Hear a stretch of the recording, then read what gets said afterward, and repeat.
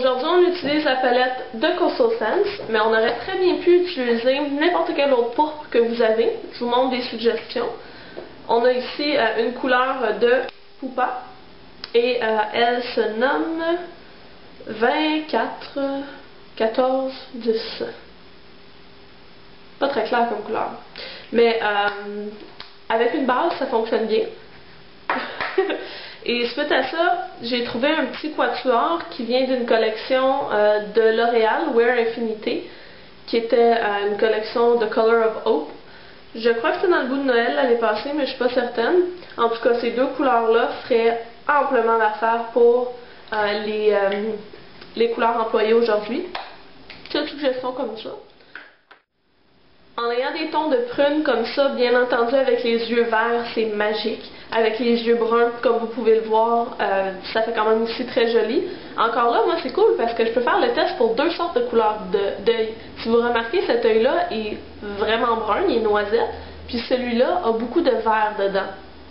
Donc, je teste pour deux couleurs de yeux. Pour les yeux bleus, je pense que ça pourrait bien aller aussi.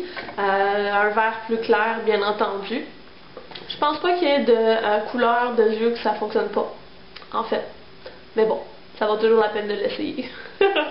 Donc, on va aller voir les étapes pour le tutoriel.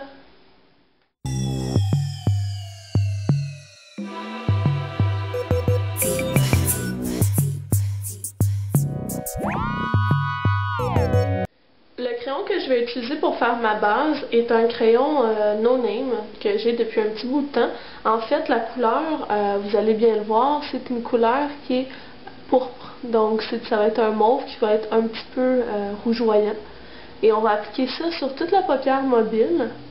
Je fais bien attention d'en avoir une bonne quantité au niveau de la ligne des cils, comme d'habitude, pour que le plus gros de la concentration de la couleur soit sur le bord des cils. Ce que je déplore de ce crayon-là, c'est qu'il est pas très gras.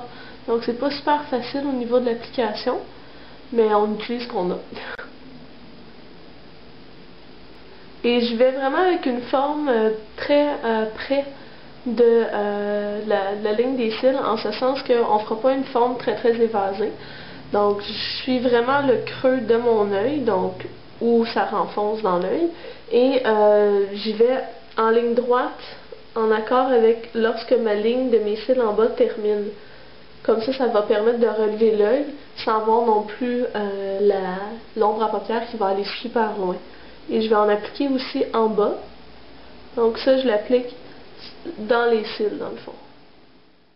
Donc le fait d'avoir appliqué cette couleur-là, ça va nous permettre d'agir en tant que base et de faire ressortir encore plus les couleurs suivantes qu'on va appliquer. Donc je repasse doucement avec mon doigt pour être certaine de bien fondre ensemble entre ma peau puis le crayon. Je vais ensuite chercher un pinceau arrondi, peu importe, un pinceau à paupières, et je vais venir prendre ma palette de 88 couleurs de Coastal Scents. Et je vais venir chercher la couleur juste ici, qui est un pourpre aussi.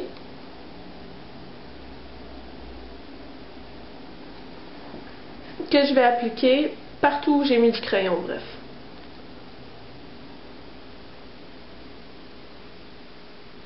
Vous avez probablement constaté que au niveau du coin interne, je n'ai pas mis de crayon et je ne mettrai pas non plus vraiment d'ombre à paupières au niveau du coin interne.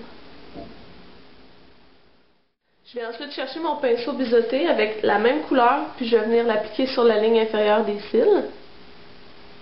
Jusqu'à maintenant, c'est ce qu'on obtient comme résultat. Je vais prendre mon pinceau pour estomper et je vais venir faire le tour du maquillage.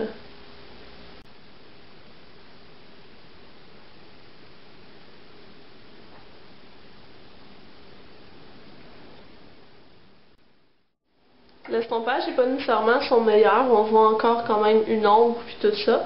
Ce que je vais faire pour venir adoucir le mélange entre les deux, c'est que je vais venir chercher la même couleur que je viens d'appliquer avec du blanc, qui est un petit peu rosé. Ça va me permettre, comme je disais, d'aller fondre les deux éléments ensemble. Je vais venir terminer la partie du haut en appliquant une couleur très près de ma peau. On On va venir faire le coin interne. Je vais venir chercher un pinceau, peu importe lequel, et on va prendre la couleur Floof de MAC, qui est un rose nacré pâle, et je vais l'appliquer au coin interne. La couleur au coin interne n'a pas nécessairement besoin d'être super définie avec des lignes. C'est vraiment un effet un petit peu plus diffus. On va venir travailler un peu la ligne des cils pour rendre ça un petit peu plus opaque.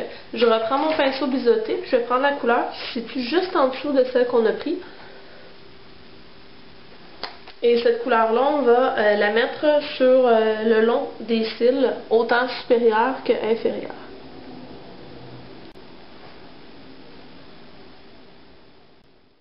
Petite touche, le crayon noir dans l'œil qu'on va mettre jusqu'au coin interne.